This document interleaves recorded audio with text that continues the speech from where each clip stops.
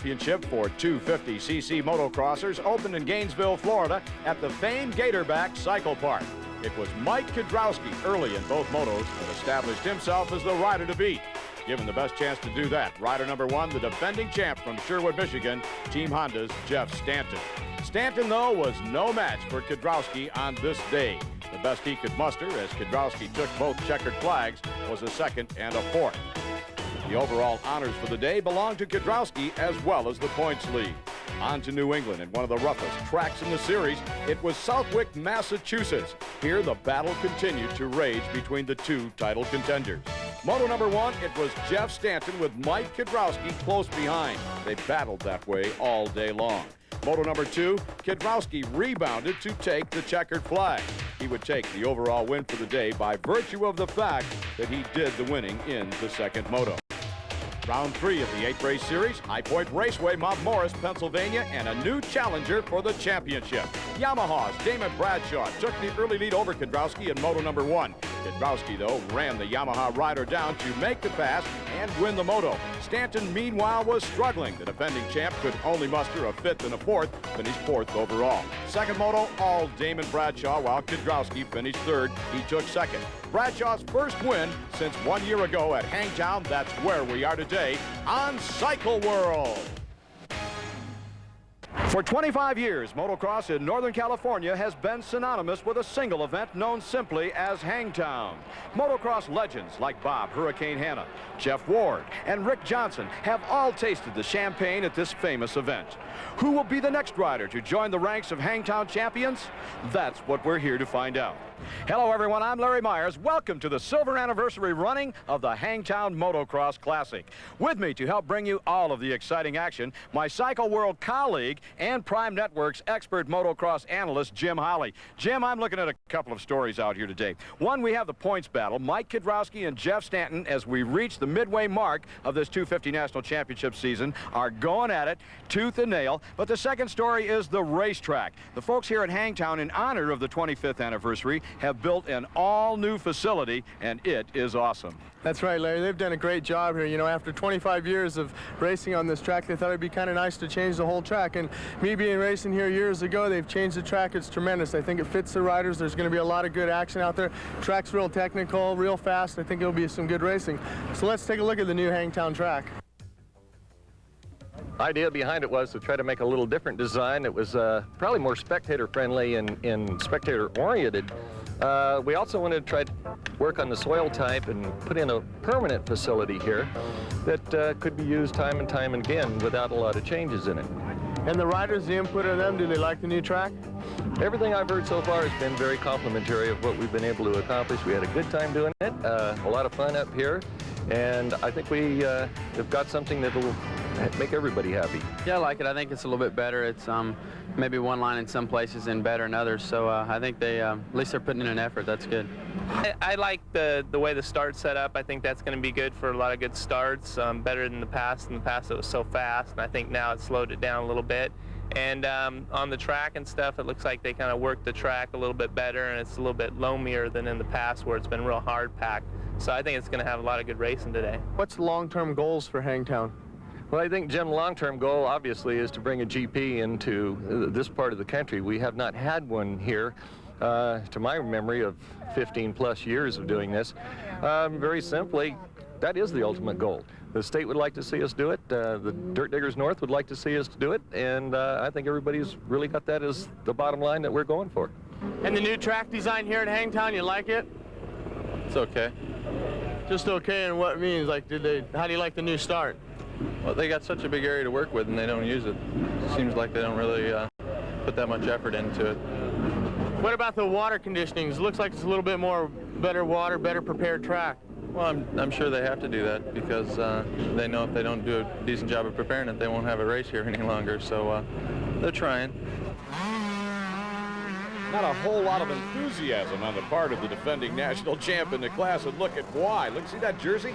he went down in practice and just went end over end. And I don't think he was feeling too good at that point, Jim. No, I don't think so, Larry. You know, he said the track really, they had to water it, and it looks like they watered it according to his jersey. Yeah, looked like they watered it, and he got off his motorcycle and rolled in it. Now, coming up, another practice incident that was not without a little bit of humor. A guy over here tried to change teams. I think that's the way you described it. Tucked underneath that whole mess is a Suzuki rider, Spud Walters. Yeah, I think he just, you know, Suzuki might not have been working that day, and he wanted to jump ship, and he asked the guy if he could borrow his Kawasaki. His name is Myers. I want to quickly point out that there was absolutely no relation between the two of us, although I suspect if I were out there, that's the way I would ride. I thought that was your brother, Larry. Yeah, we do share similar traits, I guess, in riding styles. That's about that. No harm done. They pried the two apart. The guy says, thumbs up. Hey, let's go racing. Everybody's happy. No limping around. And we're not far from the start of the opening moto in this 250cc class at the silver anniversary here at Hangtown. It's coming up, as well as some 125cc action. Stay with us. When we come back, you'll see it on Cycle World. At the top of the show, you may have noticed the wind was blowing, but now the wind has stopped. Temperatures well over 100 degrees. Earlier, we asked some of the riders what they feel about the heat, how they're getting acclimated to it. Most of your preparation and stuff's done during the week when you're practicing and stuff, and where I practice, it's in the heat and stuff like that in Southern California, so a lot of the riders kind of get psyched out by the heat and everything, and I think the most important thing in between motos is to drink plenty of water and kind of get maybe a banana or two inside you, and so that way you don't run out of energy during the second moto.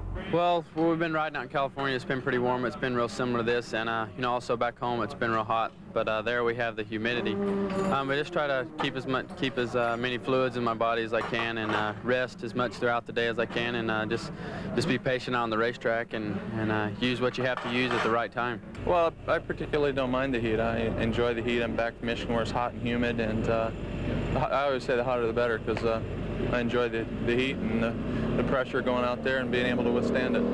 Well, those are some of the comments of today's riders.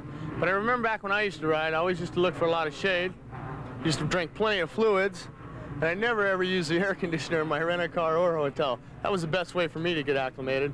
I think it worked for me back then. Well, just like yourself and the riders, the racetrack needs a gallon of water or two during the day to keep the dust down. That's what they're doing right there. They're dumping thousands and thousands of gallons on the track. It'll make for ideal race conditions a little bit later this afternoon.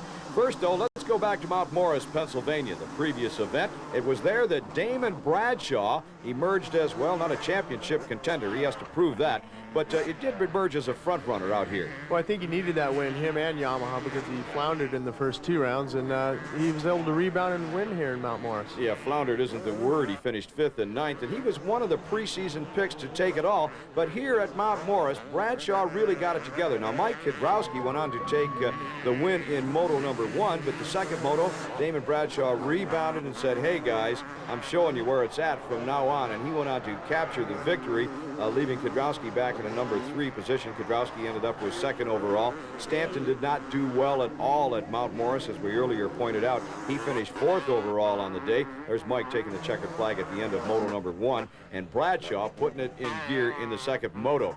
Let's hear from Damon Bradshaw.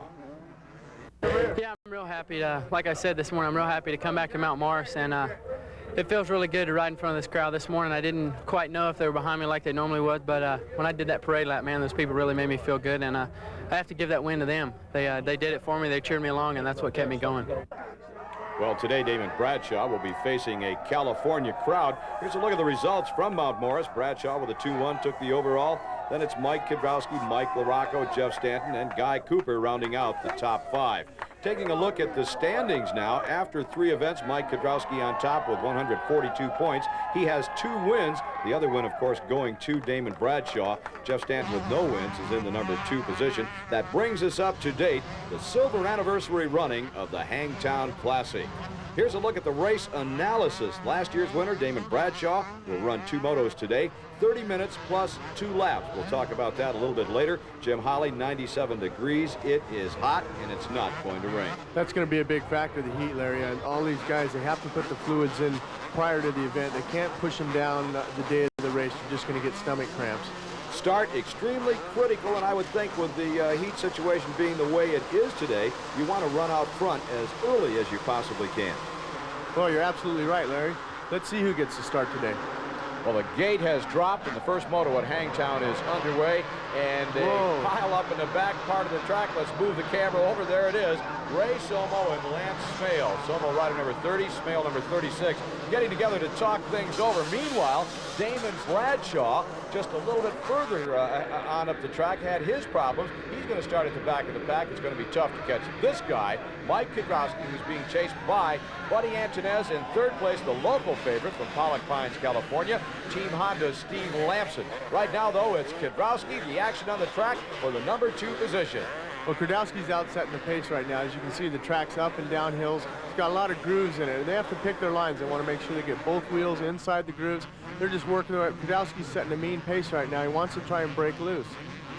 Well, continuing with that thought, Jim, the riders that are behind Kudrowski are going to do everything they can to stay with him, because you know, if they get to battling amongst themselves, they're going to lose a little bit of ground, and Kudrowski, taking advantage of a clean track, is going to hustle his Kawasaki way out front. Then catching him in the later stages of the moto would be just about an impossibility. Now here comes Jeff Stanton. Right in front of him was Rick Ryan. Stanton has got his hands full. He's going to have to pass about 5 guys if he wants to get up there and contend for that number 1 spot. Well, he's going to have to move, and he's going to have to move quick, because like you said, if Kudrowski gets out in front, he's gone. He has a clear track to work with. Stanton's got to eat everybody's dust and worry about making other lines to pass.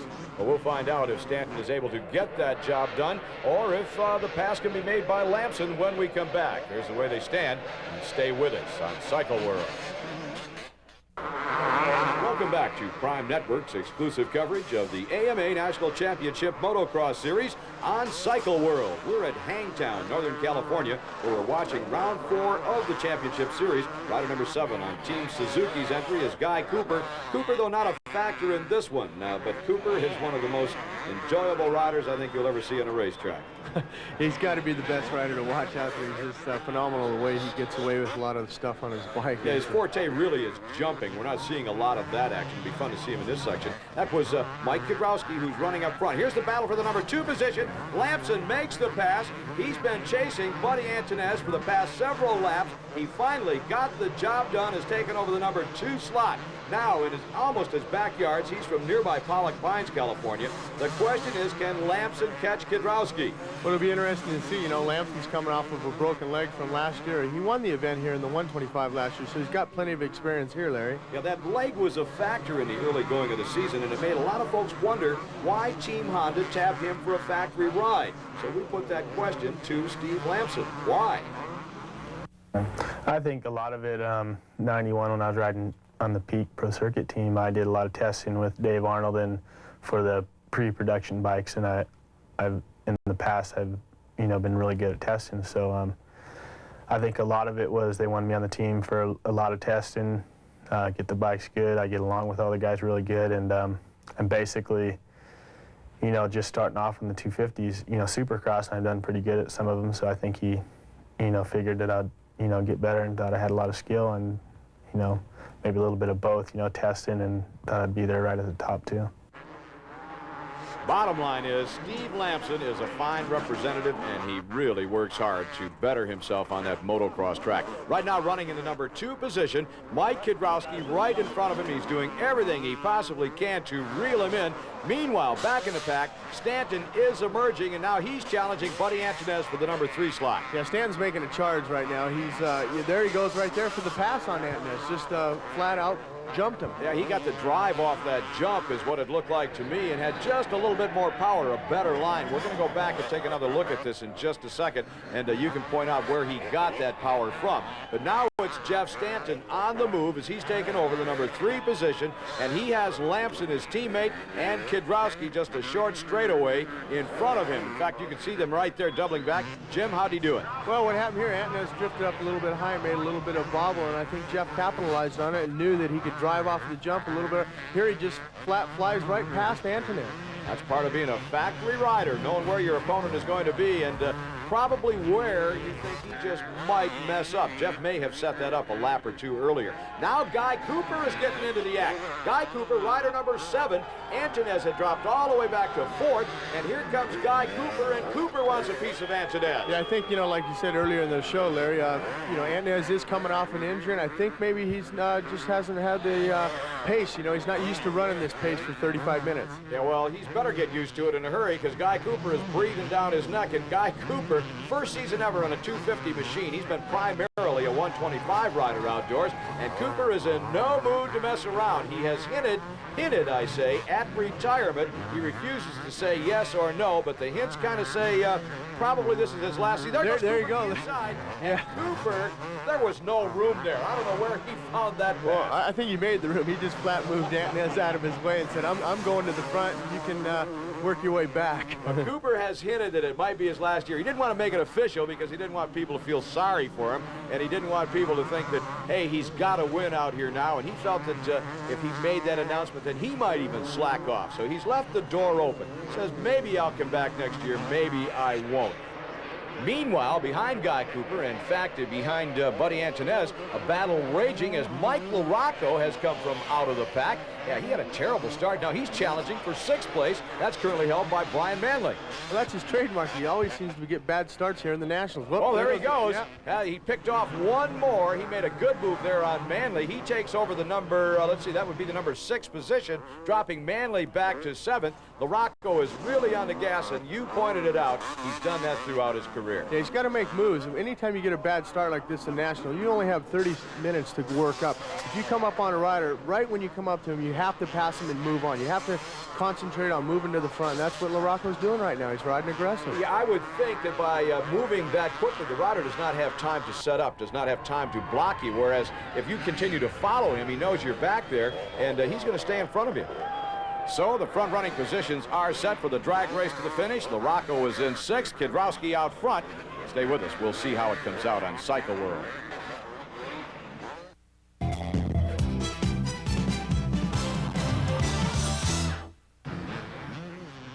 Welcome back to National Championship Motocross. We're watching the battle for the number 5 position. It's Buddy Antunez on the red motorcycle, a Honda, and here comes Mike LaRocco, who has cut a wide swath through this pack to take over the number 5 position. He's past Antunez, and now he'll go toward the front, where, coincidentally, his teammate is leading this race. That would be Mike Kidrowski, and I think, Jim, you'll agree that teammates are the toughest guys to get along with on a track. Well, I think Mike LaRocco needs to ask Kidrowski how to get starts, because if he got a start, he'd be up there battling with Kidrowski. That's a good point. LaRocco's never known for getting a good start. Always has to come from out of the pack. Earlier, we asked him about his teammate. Well, I think we have a pretty good relationship. The people at Kawasaki, they make us all feel the same. So it's not that we're going out there racing each other. We're going out doing the same thing, for Kawasaki and racing everybody else. If it comes down to, we are racing each other, that's, it's on the track. We're doing our jobs is to race and to win.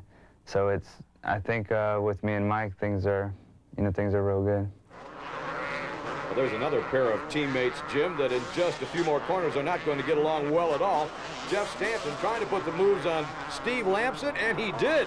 He got the drive off that jump, took over the number 2 position. So now the defending champ is out front with his teammate Steve Lamson doing the chasing. And Lamson's not going to like that at all. And Lamson, I think, will work awfully hard to try to rebound. I don't think he wants to settle for that number 3 position. Well, it's interesting. Stanton also passed Antunez in that same spot. I think Jeff likes that jump. He's real aggressive off of it, and it's been working for him. That's where he's been making his passes at. Can Lamson come back? That's the question. Well, I think he can. It's a matter, I think you want to study his lines and see exactly where Jeff's going. There he looked over. He's looking to see how far the other guy is behind him. So I think he's just going to lay back, study his lines, and then try to make a pass later in the race. Let's go back and take another look at that pass that Jeff Stanton put on his teammate Steve Lamson to take over the number 2 position. Well, here it comes up here. It's the same thing as Antunez. Lamson drifts a little wide, Jeff squares up underneath him and just drives a lot harder off the jump. He's just jumping way far. Steve Axon's going to move over on him. I think he sees that it's Jeff and kind of decides not to do it. Maybe he's going to square up underneath him right here, but he didn't quite get a good enough drive off the corner. Yeah, that's a good point. There we're talking about teammates giving way just a little bit to teammates.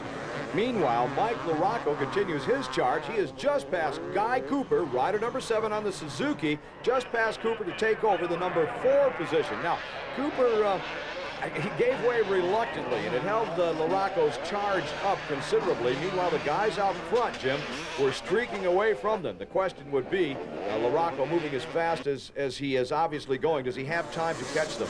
LaRocco's definitely moving up fast, and he does definitely have enough time to do it. You know, you have 35 minutes out here to work, and I think LaRocco's the fastest man on the track right now. I think so, too. He's got that momentum going in his favor, and now he's pulling Cooper along with him. When he made the pass, Cooper picked up the pace. Had they been running at that pace while Cooper was holding him off, then they would have been up there already. But when you start blocking a guy, when you start worried about getting past, then you're going to slow down just a little bit. That's not Cooper's normal style, but it is a normal tendency to do that.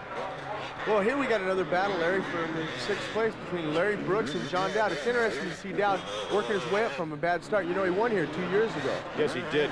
Completely different circumstances. You recall the track was underwater. Seems like we went through a monsoon. In fact, they only ran one moto. And Larry Brooks goes down. So Dowd inherited one more position, and he didn't have to work very hard to get it. Brooks cooperated by just sliding out. He's back up. He's running again. No harm done. He did drop a place in the standings there, but fortunately he got back up. Here it is again. What did he do? Well, he's out of shape here going into the turn right here, and it just looks like he might be a little tired. Just the front end just washed right out from underneath him. Yeah, it looked like he got it back under control and was going to make that corner all right, but just ran up into that soft stuff, buried the front wheel. I don't know, maybe he grabbed a handful of brake when he shouldn't have. Or maybe he just lost a little concentration, Larry.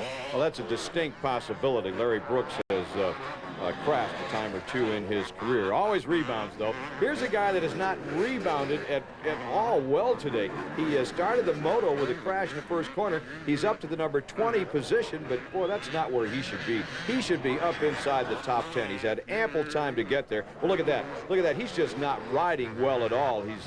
He's stumbling in the middle of the pack, and Damon Bradshaw, one of the best riders in the world, is just not putting it together. As a matter of fact, he's about to get lapped. The guys are coming up behind him, and they're going to lap him if he does not pick up the pace, and that would be an embarrassment to Damon Bradshaw.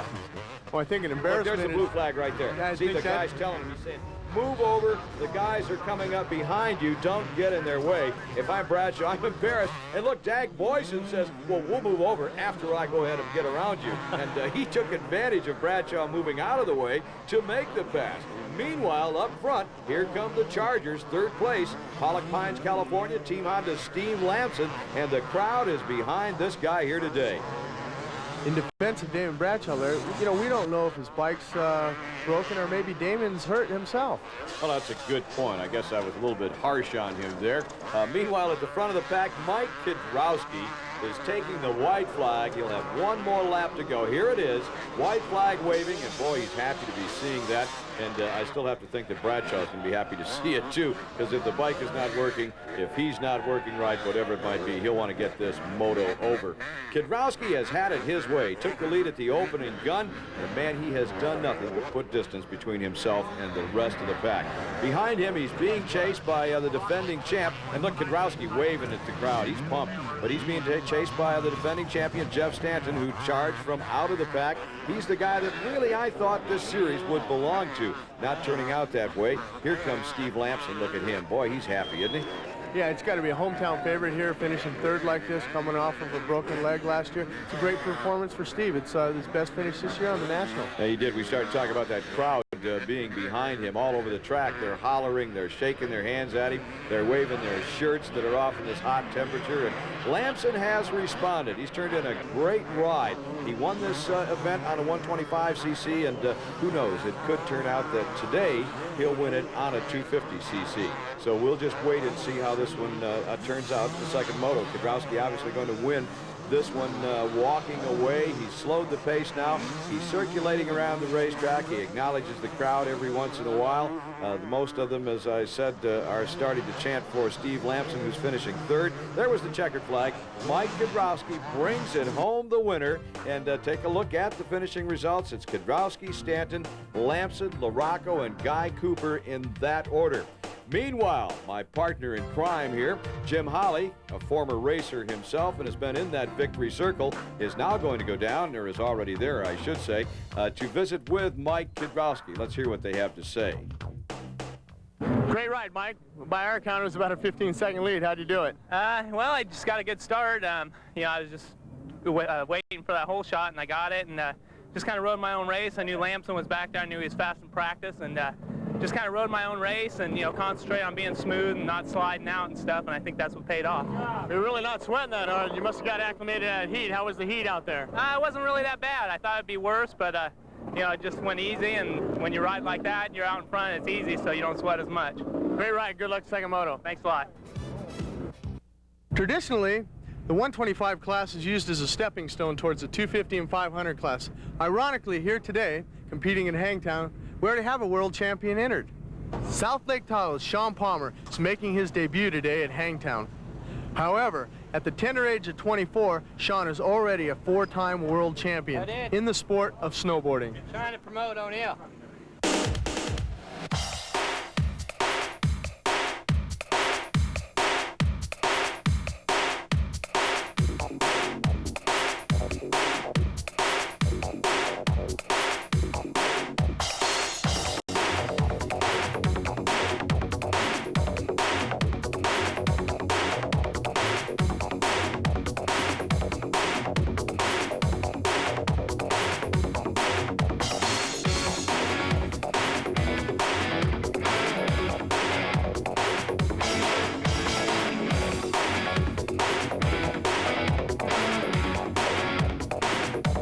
Sean Palmer, world champion snowboarder. What brings you out here today? To race motocross in the off season. I'm racing 125 pro class when I'm not boarding out there in the glaciers in the wintertime. Tell me the difference between like snowboarding and racing a motorcycle. What's the difference? There's a lot of difference. Actually, the temperature, it sure is hot out here today. Usually it's all snowy, and snowboarding, you're kind of riding sideways like that. Out here on the motocross bike, you're kind of getting it all on. You know, it's getting a little crazy out here, and I'm going to try to make the main today, Jimmy. Sounds good. Top 5 or this is a 6. You're on the top 5 here, you're on the trailer.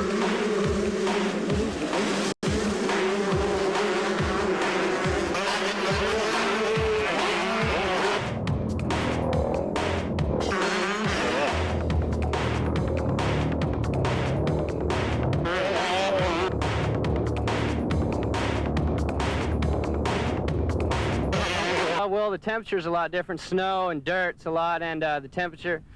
Let's cut. Let's do it. There's a lot of difference, Jim. Snow and dirt's a hell of a lot of difference, and I'm out here to cut. I had to nudge that so you knew to.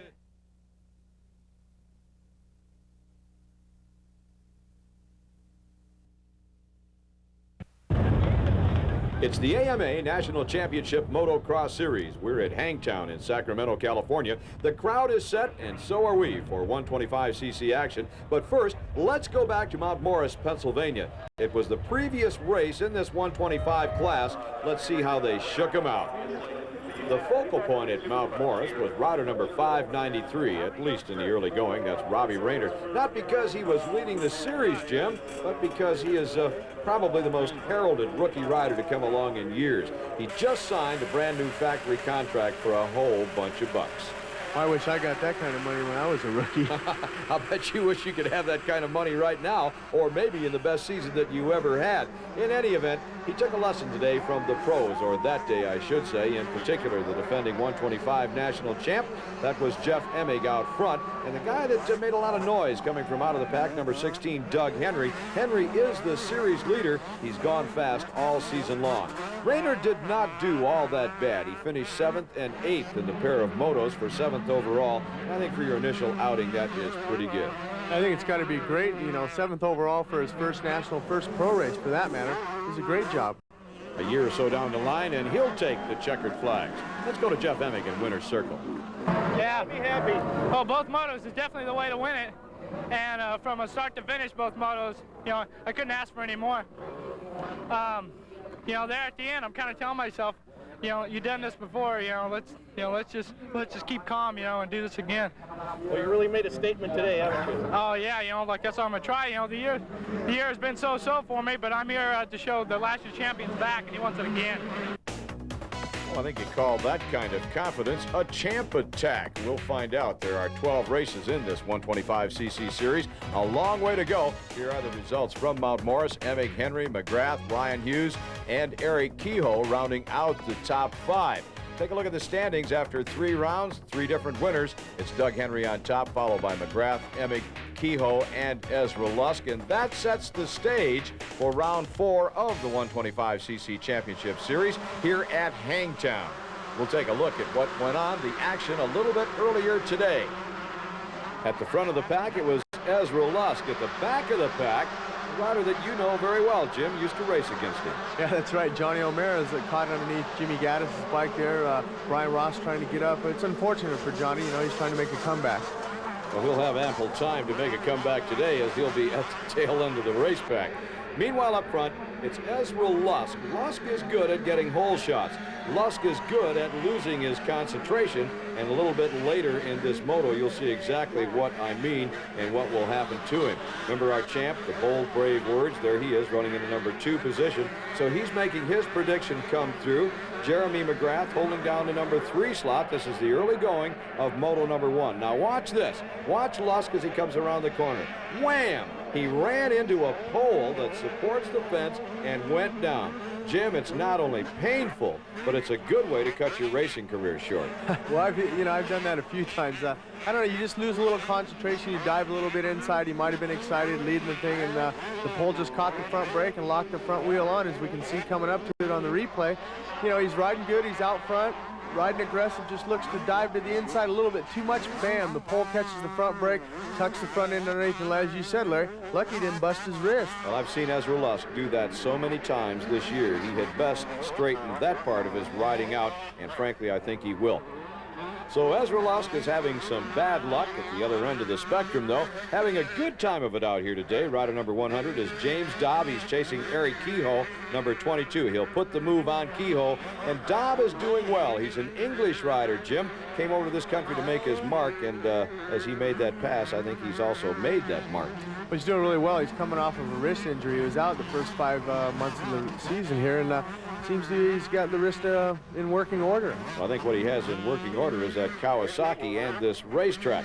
Meanwhile, up front, Jeremy McGrath continues to chase Jeff Emig, the number 1 rider in this particular contest, and the number 1 rider in the 125 class. I'll tell you right now, I've read the book. McGrath is going to come up short. Jeff Emig is going to go on and win moto number 1 with McGrath in tow. Now, McGrath has been everything indoors this season. Outdoors, he's been kind of hot and cold. Well, you're right, Larry. He hasn't really adapted to the outdoor tracks yet. Here we see Doug Henry coming up on Eric Kehoe, and Doug got a bad start, and he's working his way. There he goes right past Eric Kehoe here. Doug's leading the points right now. He needs to pass a lot of guys and get up towards the front with Emig and McGrath. Well, that pass that you just saw on Eric Kehoe is the reason that Doug Henry is leading the points. He has turned into a dynamite 125cc rider. So that pass that Henry just made was for 3rd place. Meanwhile, up front, taking a checkered flag, Jeff Emig. He makes it 3 motos in a row. Can he come back and do it one more time? That was his prediction. Let's see what happens in moto number 2. Emig got the hole shot. He was out front again, the rear of the pack. A little bit of problem there. Everyone's picking himself up. They're going to get themselves going. No problem at all. But watch what happens to Jeff Emig. Look at that. He was all by himself, went around the corner. I think he had visions of checkered flag in his mind, Jim, and he just got a little bit ahead of himself.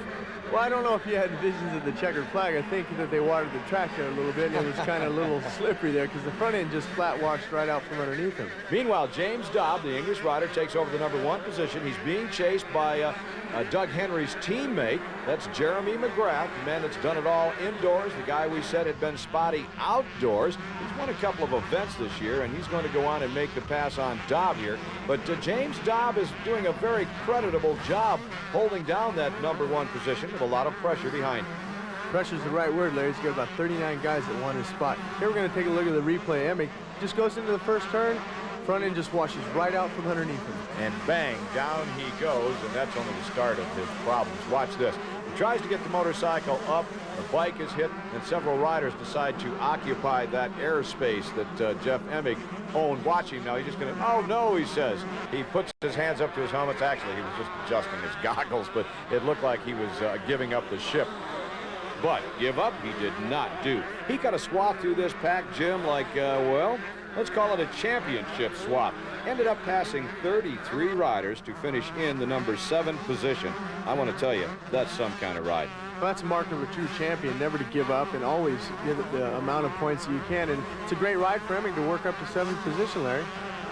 So while Emig was passing everyone in sight, Jeremy McGrath had absolutely no one to pass. He just kind of rolled home the winner in Moto #2.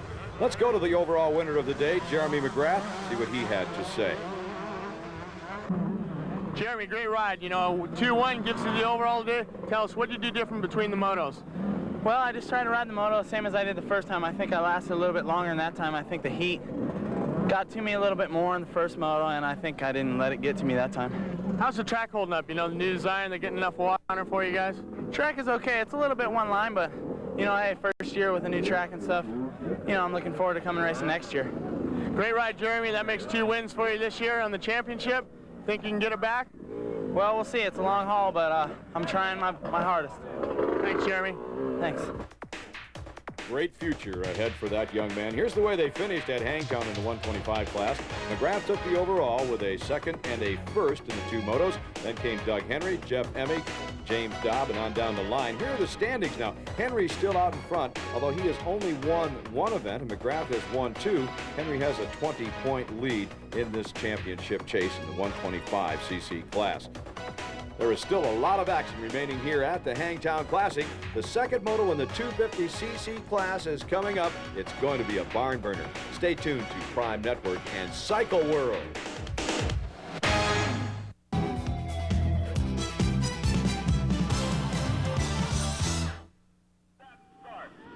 Welcome back as Cycle World brings to you the silver anniversary running of the Hangtown Motocross Classic.